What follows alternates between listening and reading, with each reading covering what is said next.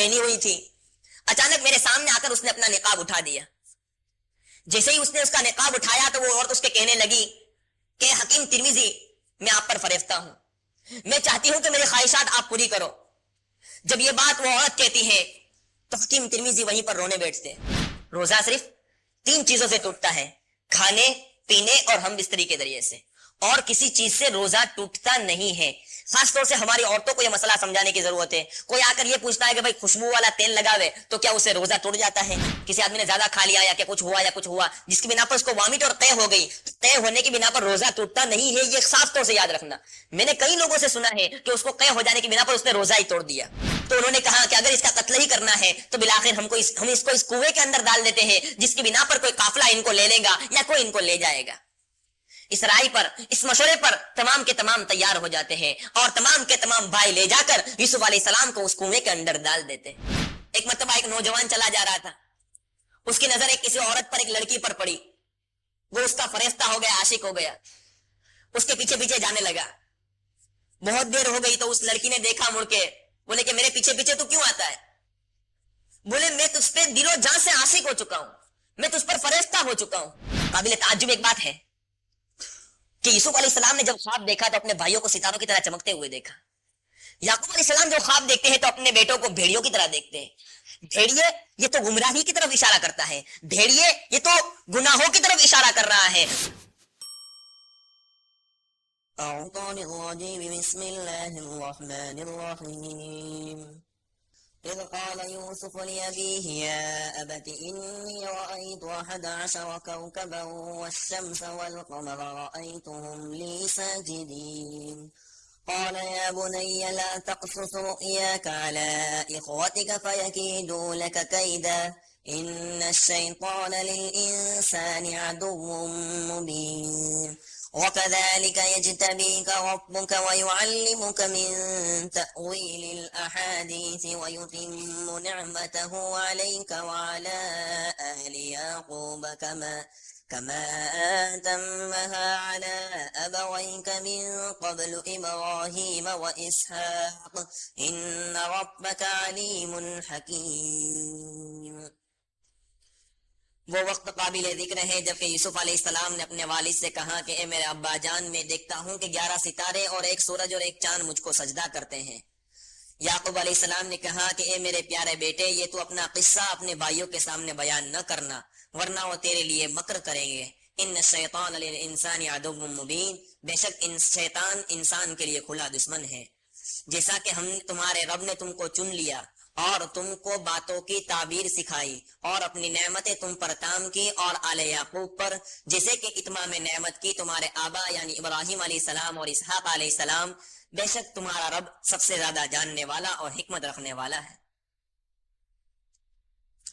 یعقوب علیہ السلام اپنی عمر کے 12ویں سال کو پہنچتے ہیں. اس وقت یوسف علیہ السلام ایک خواب دیکھتے ہیں کہ 11 ستارے اور ایک سورج اور ایک چاند اس کو سجدہ کرتے ہیں. یعقوب علیہ السلام نے جب یہ خواب سنا تو وہ اپنی نور بصارت اور نور نبوت کے ذریعے سے سمجھ گئے کہ اس سے 11 بھائی اور ایک والد اور ایک والدہ مراد ہے جو کو یوسف علیہ السلام کو سجدہ کریں گے. جب یہ خواب دیکھا یوسف علیہ السلام نے تو ان کے والد صاحب نے ایک تدبیر کی, ایک راستہ اختیار کیا تاکہ یوسف علیہ السلام اپنے بھائی کی تکلیف سے بچ جائے. وہ راستہ یعقوب علیہ السلام نے یہ اختیار کیا کہ یوسف علیہ السلام کو فرمایا کہ تو یہ اپنا قصہ اور اپنا یہ خواب اپنے بھائیوں کو بیان مت کرنا, لیکن ساتھ ہی ساتھ یہ فرمایا کہ گرچہ وہ نبیوں کی اولاد ہے لیکن ان الشیطان للانسان عدو مبین, شیطان انسان کا کھلا دشمن ہے, یہ انسانوں سے اچھی طرح سے غلطی کروا لیا کرتا ہے. بالآخر یہ خواب کسی طرح سے ان کے بھائیوں کو پتا چل گیا. وہ قصہ شروع ہونے سے پہلے خداوند قدوس چند باتیں بیان فرماتے ہیں کہ یوسف علیہ السلام کو جس طرح سے خداوند قدوس نے خواب دکھا کر ایک بہت بڑی علامت کی طرف اشارہ کیا, فرماتے ہیں اسی طرح سے آپ کو یعنی یوسف علیہ السلام کو ان کے رب نے چن لیا, یعنی نبوت کے لیے چن لیا. جس طرح سے ان کے آبا یعنی کہ اسحاق علیہ السلام اور ابراہیم علیہ السلام کو خداوند قدوس نے نبوت کے لیے چن لیا. یہ آبا در آبا، باپ در باپ، یہ تمام کے تمام نبی آ رہے تھے. یوسف کے والد صاحب یعقوب علیہ السلام وہ بھی نبی، یعقوب کے والد صاحب اسحاق علیہ السلام وہ بھی نبی، اور اسحاق کے والد صاحب ابراہیم علیہ السلام وہ بھی نبی. اس لیے کسی نے کہا ہے کریم ابن کریم ابن کریم ابن کریم، یوسف ابن یعقوب ابن اسحاق ابن ابراہیم، کہ شریف کا بیٹا شریف، ان کا بیٹا شریف، ان کا بیٹا شریف، کہ ابراہیم کا بیٹا اسحاق شریف، اسحاق کا بیٹا یعقوب شریف، اور یعقوب کا بیٹا یوسف علیہ السلام شریف. ان کو شرافت نبوت ملی تھی، ان کو خداوند قدوس نے دنیا کے اندر چون لیا تھا. اور آگے فرمایا کہ ہم تم کو خواب کی تعبیر سکھلائیں گے. خداوند قدوس نے یوسف علیہ السلام کو ایک علم دیا تھا، ایک فن دیا تھا، ایک جوہر دیا تھا. وہ جوہر یہ تھا کہ خواب کی تعبیر کو یوسف علیہ السلام سمجھ جایا کرتے تھے کہ اس خواب سے کس بات کی طرف اشارہ کیا جا رہا ہے، اس خواب سے کون سی بات آئندہ کی بیان کی جا رہی ہے. وہ خواب کو سن کر یوسف علیہ السلام اس کی تعبیر سمجھ جایا کرتے تھے. پھر فرمایا ان ربک علیم حکیم، تمہارا رب سب سے زیادہ جاننے والا ہے، سب سے زیادہ حکمت رکھنے والا ہے کہ کون اس علم کا مستحق ہے، کون اس فن کا مستحق ہے. جو فن کا مستحق تھا ان کو یہ فن عطا کیا، جو اس دولت کا مستحق تھا ان کو یہ دولت عطا کی. تو وَكَذَلِكَ يَجْتَبِيكَ رَبُّكَ سے یا تو یوسف علیہ السلام کی طرف یہ اشارہ کیا جا رہا ہے، اور بعض مفسرین فرماتے ہیں کہ اس سے یہاں پر آپ صلی اللہ علیہ وسلم کو خطاب کیا جا رہا ہے. آپ صلی اللہ علیہ وسلم کو خطاب کیا جا رہا ہے، اور آپ صلی اللہ علیہ وسلم کو فرمایا جا رہا ہے کہ جس طرح سے یوسف علیہ السلام کو خداوند قدوس نے شام اور مصر میں سے چن لیا تھا، اسی طرح سے اے محمد عربی صلی اللہ علیہ وسلم تم کو پورے عالم کے لیے خداوند قدوس نے چن لیا ہے. آپ تمام کے دلوں پر اور تمام کے قلوب پر حکومت کریں گے. تو یہاں پر سے نبی اکرم صلی اللہ علیہ وسلم کے پورے عالم کے طرف مبعوث ہونے کی طرف اشارہ کیا جا رہا ہے کہ پورے عالم کے لیے آپ کو چنا گیا. اس سے پہلے آپ صلی اللہ علیہ وسلم سے پہلے جتنے نبی آئے ان کی نبوت کسی نہ کسی خطے کے لیے ہوا کرتی تھی، کسی نہ کسی گاؤں کے لیے ہوا کرتی تھی، کسی نہ کسی شہر کے لیے ہوا کرتی تھی. لیکن میں قربان جاؤں محمد عربی صلی اللہ علیہ وسلم کی ذات پر کہ جب آپ کی نبوت کا باری آئی اور آپ کی نبوت کا موقع آیا تو فرمایا رحمت للعالمین، آپ پورے عالم کے لیے رحمت بنا کے بھیجے گئے. آپ صلی اللہ علیہ وسلم کے آنے کے بعد تمام ادیان منسوخ ہو گئے. سب سے آخری نبی عیسیٰ علیہ السلام آئے، اور عیسیٰ علیہ السلام کے بعد 570 سال کا ڈیفرنٹ اور فاصلہ ہوا. اس کے بعد ہمارے آقا محمد عربی صلی اللہ علیہ وسلم اس دنیا کے اندر تشریف لاتے ہیں. تو یہاں اس بات کی طرف بھی اشارہ ملتا ہے. آگے اس قصے کی تفصیل چلتی ہے. اذ قالوا ليوسف واخوه احب الى ابينا منا ونحن عصبة. یوسف علیہ السلام کے بھائیوں کے دل میں دو وجہ سے یوسف علیہ السلام کے بارے میں بغض اور حسد پیدا ہو گیا تھا. ایک وجہ تو یہ تھی کہ یعقوب علیہ السلام ان سے سب سے زیادہ محبت فرماتے تھے، یعقوب علیہ السلام کی محبت سب سے زیادہ ان کے ساتھ تھی. اور دوسری وجہ حسد یہ بھی تھی کہ یوسف علیہ السلام کا خواب جو انہوں نے دیکھا تھا کہ 11 ستارے ان کو سجدہ کرتے تھے، یہ کسی طرح سے بھائیوں کو پتا چل گیا تھا، جس کی بنا پر ان کے حسد کے اندر اور زیادتی ہو گئی کہ یہ چھوٹا سا اس کے سامنے ہم جھکیں گے. ارے جھکنے کی بات ہی موقع ہی نہیں دے رہے، نہ رہے بانس اور نہ بجے بانسری، ان کا معاملہ ہی ختم کر دیا جائے، ان کو لمٹا ہی دیا جائے، ان کو دنیا سے رخصت ہی کر دیا جائے تاکہ کچھ بچے نہیں. چنانچہ وہ لوگ پلان کرتے ہیں اور آپس میں بھائی لوگ تذکرہ کرتے ہیں اذ قالوا لیوسف واخوہ، کہ یوسف علیہ السلام اور ان کے بھائی یعنی بنیامین یہ ان کے والد کو بہت پیارے ہیں. اصل میں بنیامین ان بھائیوں کو کھٹکتے نہیں تھے، اصل جو ان کو بغض اور حسد تھا وہ یوسف علیہ السلام کے ساتھ تھا. اور بنیامین کا بھی ذکر اس لیے کیا چونکہ یعقوب علیہ السلام کی محبت کی نظر یوسف علیہ السلام کے واسطے سے بنیامین پر بھی زیادہ ہو گئی تھی، چونکہ وہ دونوں آخری ماں کے بیٹے تھے اور ان کی ماں کا انتقال ہو گیا تھا. اور چونکہ یہ دونوں بہت چھوٹے تھے، برخلاف وہ سب بڑے ہو گئے تھے، جس کی بنا پر محبت ان سے زیادہ تھی. تو وہ لوگ آپس میں پروپیگنڈا کرنے لگے اور مشورہ کرنے لگے کہ ہمارے والد صاحب ان سے سب سے زیادہ محبت کرتے ہیں، منا ہم سے زیادہ ان سے محبت کرتے ہیں. یہاں پر ایک بات کی طرف اشارہ ملتا ہے، ہم سے محبت کرتے ہیں لیکن ہم سے زیادہ ان سے محبت کرتے ہیں جس محبت کی بنا پر وہ لوگ دیکھ نہیں پائے. کسی کہنے والے نے اس پر کیا خوب کہا ہے کہ ایک بیٹا اپنی باپ کی محبت کو تقسیم ہوتے ہوئے نہیں دیکھ سکتا تھا کہ میرا باپ ان سے کیسے زیادہ محبت کرے، حالانکہ باپ میرا ہے. تو اگر کوئی ذرا غور کرے کہ وہ खुदावंद कुद्दूस जिसने इन बंदों को पैदा किया, अगर ये बंदे अल्लाह ताला से मोहब्बत नहीं करते, अगर ये बंदे अल्लाह ताला की तरफ ज्यादा माहिल नहीं होते और दुनियावी चीजों की, आला औलाद की और उन तमाम चीजों की मोहब्बत को अपने दिलों में सबसे ज्यादा रखते हैं, तो अल्लाह ताला को कितनी तकलीफ होती हो। जरा सोचे, अल्लाह की मोहब्बत मोमिन के दिल में सबसे ज्यादा हुआ करती है। इसलिए उमर रज़ी अल्लाह तआला अन्हु फरमाते हैं कि मोमिन के दिल में तमाम चीजों की मोहब्बत होती है, लेकिन अल्लाह की मोहब्बत अशद होती है। आला औलाद की मोहब्बत भी होगी, बीवी बच्चों की मोहब्बत भी होगी, वो शदीद होगी, लेकिन अल्लाह की मोहब्बत अशद होगी, सबसे ज्यादा होनी चाहिए। ये मोमिन की ईमान की निशानी है। एक मरतबा एक नौजवान चला जा रहा था, उसकी नजर एक किसी औरत पर, एक लड़की पर पड़ी, वो उसका फरिश्ता हो गया, आशिक हो गया, उसके पीछे पीछे जाने लगा। बहुत देर हो गई तो उस लड़की ने देखा मुड़ के, बोले कि मेरे पीछे पीछे तू क्यों आता है?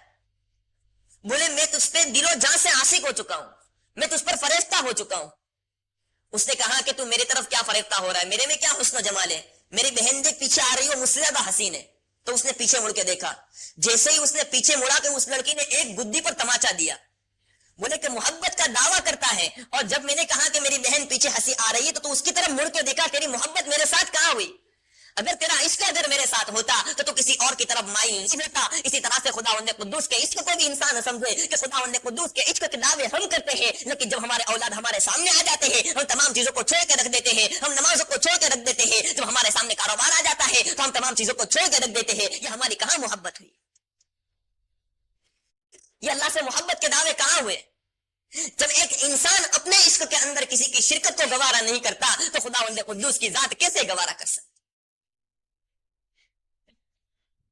इंसान आज खुदा की खुदाई के अंदर दूसरों को शरीक कर रहा है। इसलिए खुदा किसी कहने वाले ने क्या खूब कहा कि जब ये बंदे को खुदावंद कुद्दूस कोई काम कर देता है, जब किसी मुकद्दमे के अंदर कोई फंस जाता है या कोर्ट में कभी जाने के चक्कर पड़ जाते हैं, और जब वहां से बरी होकर निकलता है और जब सीढ़ियां उतरते हुए कहता है कि फुला बाबा ने मुझको आजाद करा दिया, फुला बाबा ने मुझको ये कर दिया, तो कहते हैं खुदावंद कुद्दूस की कुदरत उस वक्त गजब में आती है और कहते हैं कि उसके पैरों को पटक पटक के वही मार दिया जाए। ये काम मेरा और नाम किसी और का। अरे जो तेरी है वो तू नहीं चाहता कि उसमें कोई शिरकत करे, तो मैं किस तरह से बर्दाश्त करूं? बंदा मेरा और नाम किसी और का। तो इस किस्से के जरिए से इंसानों को सही मोहब्बत का मार्ग और रास्ता भी मिलता है।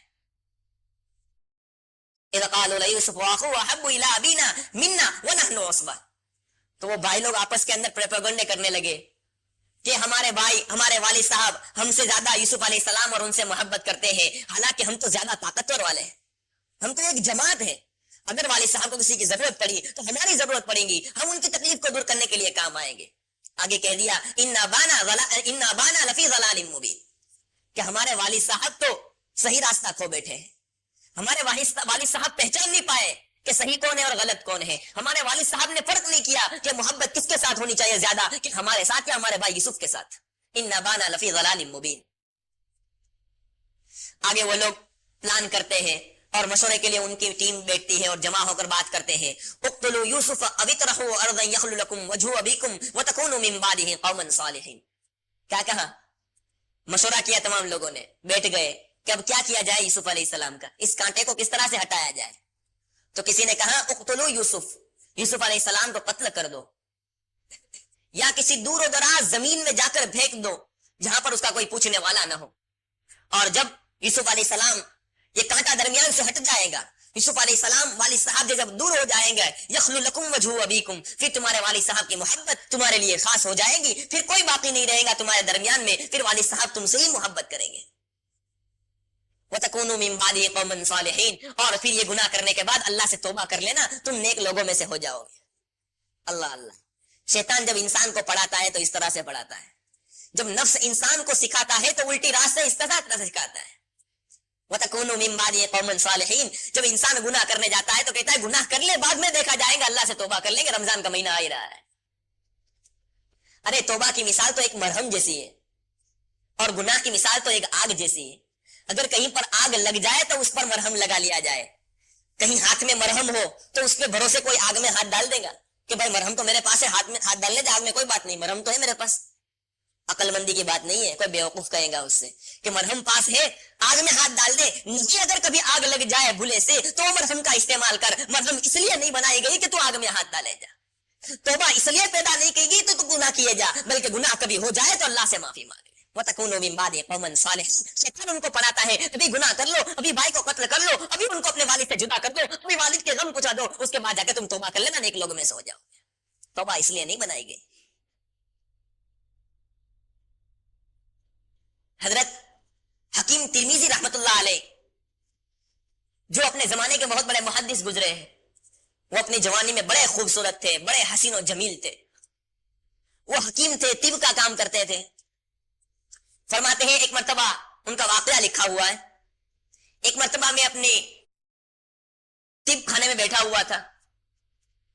उसी दौरान एक औरत मेरे पास दवा लेने आई, मेरे सामने आकर बैठ गई, बुर्का पहनी हुई थी। अचानक मेरे सामने आकर उसने अपना निकाब उठा दिया। जैसे ही उसने उसका निकाब उठाया तो वो औरत उसके कहने लगी कि हकीम तिरमिजी, मैं आप पर फरेफ्ता हूं, मैं चाहती हूं कि मेरी ख्वाहिशात आप पूरी करो। जब ये बात वो औरत कहती है तो हकीम तिरमिजी वहीं पर रोने बैठते, रोने लगते हैं, बिलबिलाते हैं, इतना रोते हैं, इतना रोते हैं, इतना रोते हैं कि वो औरत शर्म के मारे वहीं से खड़ी हो जाती है और वो भाग जाती है। अल्लाह ताला इस तरह से उनको बचा लेते हैं। फिर एक उम्र हो जाती है, हकीम तिरमिजी बूढ़े हो जाते हैं। फरमाते हैं कि मैं एक मरतबा नमाज पढ़ के मुसल्ले पर बैठा हुआ था। अचानक मेरे दिल में ख्याल आया कि जवानी में एक मौका मुझे मिला था कि एक औरत अपनी ख्वाहिशात पूरी कराने के लिए मेरे पास आई थी। अगर मैं उस वक्त उसकी ख्वाहिशात को पूरी कर देता तो अब तक मैं फिर बाद में अल्लाह से तौबा मांग लेता, अल्लाह तो मुझे माफ कर देता। अगर मैं उस वक्त वो गुनाह कर लेता तो क्या हर्ज था, मैंने वो मौका क्यों छोड़ दिया। जब ये बात दिल में आती है तो हकीम तिरमिजी बिलबिला उठते हैं। हकीम तिरमिजी का दिल रोने लगता है और अल्लाह की तरफ मुतवज्जे होते हैं कि अल्लाह ये क्या बात है, अल्लाह ये क्या बात है कि एक वक्त था मेरी जवानी का कि उस वक्त एक औरत ने आकर अपनी जात मुझे सुपुर्द कर दी थी, लेकिन मैंने उस वक्त तेरे खौफ की बिना पर उसको ठुकरा दिया था, और आज एक ऐसा मौका आया है कि मैं उस गुनाह के न करने की बिना पर परेशान हो रहा। इसी हालत में अल्लाह से रोते रोते ख्वाब सो जाते हैं। ख्वाब में सरवरे दो आलम मोहम्मद अरबी सल्लल्लाहु अलैहि वसल्लम का दीदार नसीब होता है और आप सल्लल्लाहु अलैहि वसल्लम पूछते हैं, ए तिरमिजी, क्या बात है कि तू रो रहा है, क्या बात है कि तू बिलबिला रहा है। उन्होंने पूरा वाकया जिक्र किया कि एक वक्त ये था कि मैं गुनाह से इस तरह से भाग रहा था, और अब एक वक्त ये है कि मैं उस गुनाह के न करने की बिना पर पशेमान। नबी करीम सल्लल्लाहु अलैहि वसल्लम फरमाते हैं कि वो तेरा जवानी का वक्त वो था जो कि हमारे जमाने से बहुत करीब था, और बुढ़ापे का जमाना तेरा वो है जो कि तो हमारे जमाने से दूर होता जा रहा है, और जिस तरह से हमारे जमाने से तुम दूर होते जाते रहोगे फितनों के अंदर डूबते चले जाओगे। वो जमाना हमारे जमाने से करीब था, जो नबी से करीब हुआ वो कामयाब हुआ, जो नबी से दूर हुआ वो जमाना ऐसा पैदा हुआ कि जिसके अंदर गुनाह के नहीं करने की बिना पर तुमको अफसोस हो। नबी की निस्बत ये बड़ी अजीम निस्बत है। नबी से जो मिल गया, नबी से अपना ताल्लुक जिसने कायम कर लिया, उसकी दुनिया भी संवर गई, उखबा भी संवर गई। आज हम नबी के तरीके से, नबी की शरीयत से, नबी के दिए हुए मजहब से आज हम दूर है कोसों। जरा हम सोचे हमारी क्या हालत है। इसी बाबत में फरमाते हैं कि उन लोगों ने मशवरा किया कि हम अपने भाई को कत्ल कर देवे या किसी दूर दराज जमीन के अंदर फेंक देवे, और फिर वाली साहब हमसे मोहब्बत करने लगेंगे और उस गुनाह के बाद हम तौबा कर लेंगे तो अल्लाह ताला हमें करीबी बना ले।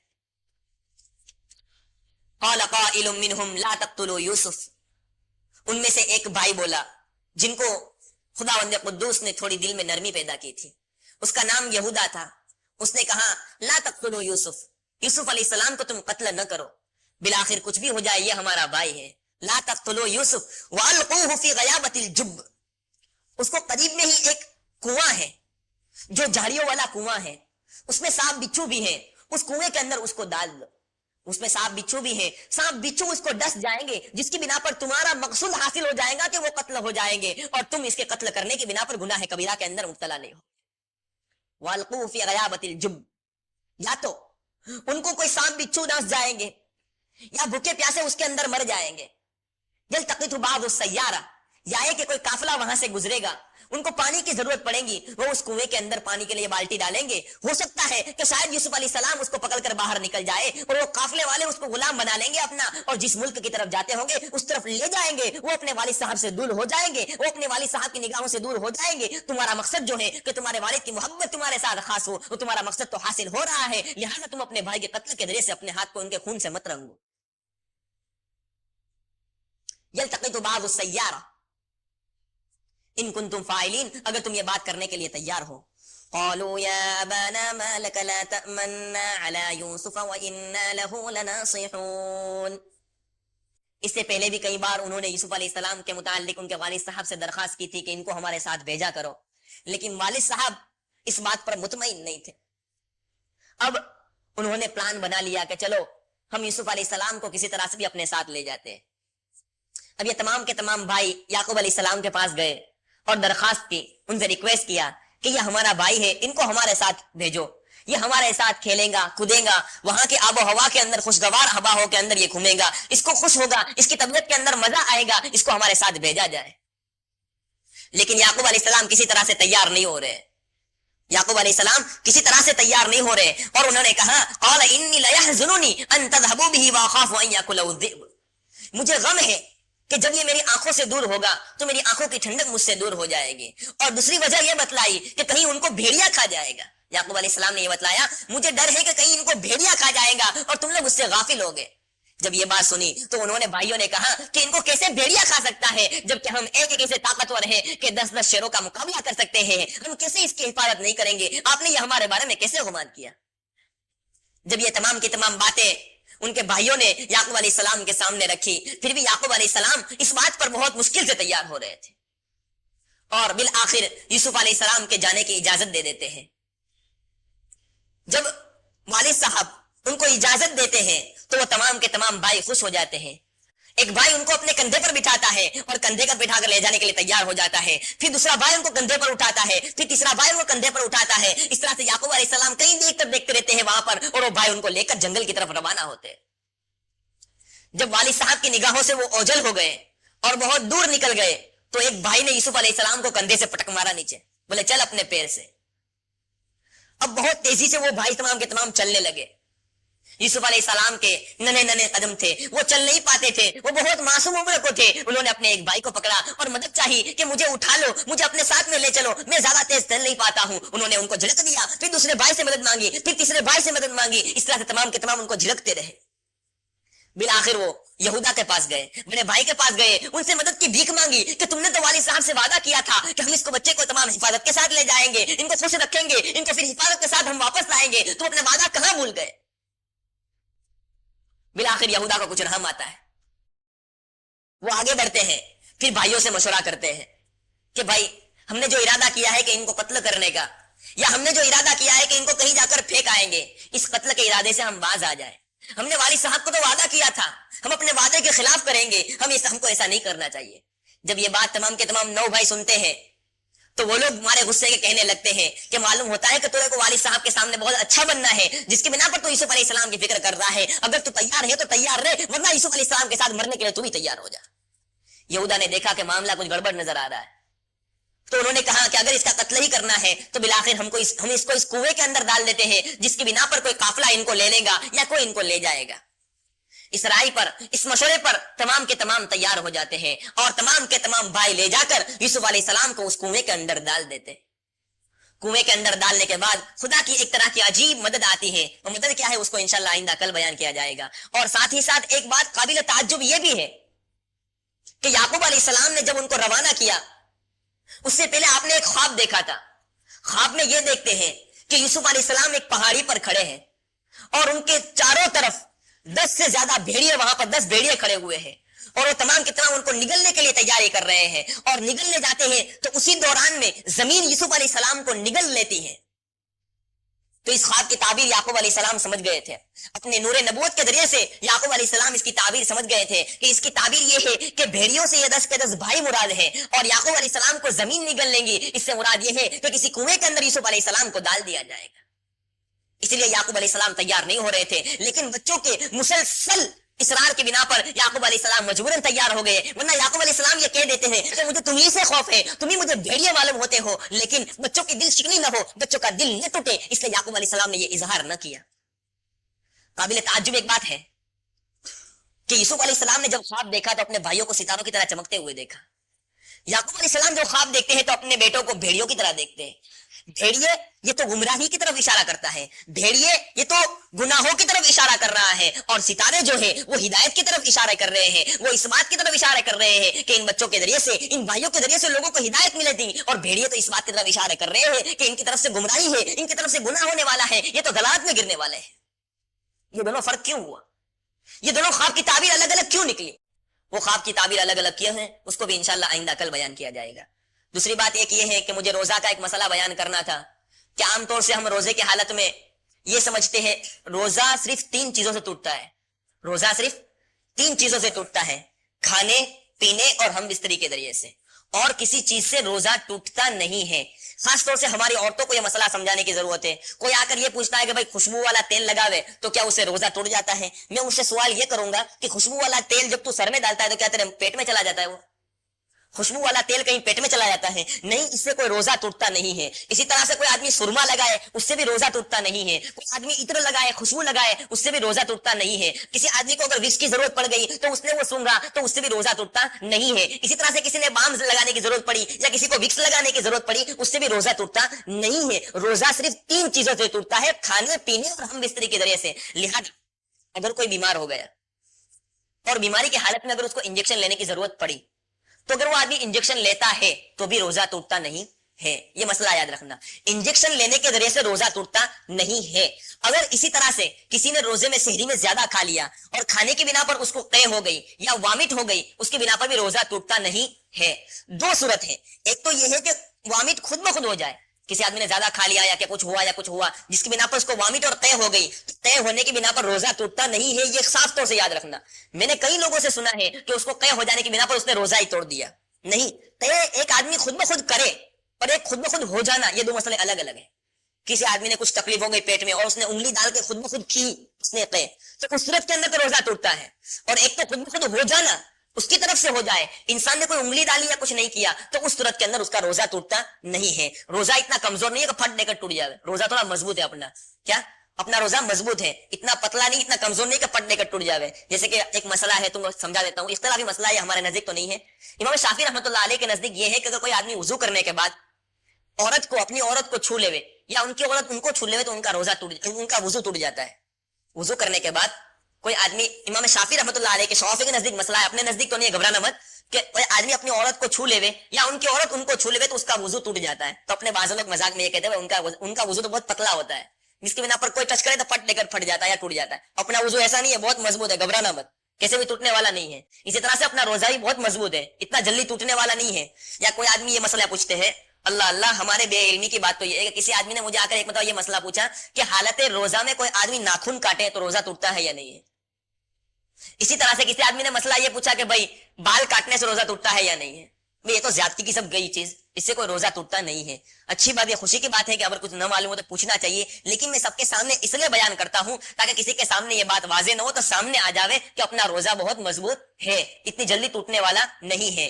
ہاں، ایک بات دھیان میں رکھے کہ کوئی آدمی وضو کرتے ہوئے پانی نگل نہ جائے، کلی کرتے ہوئے اگر کوئی آدمی کسی طرح سے بھی پانی نگل جاتا ہے یا کچھ ہو جاتا ہے، اس سے روزہ ٹوٹ جاتا ہے۔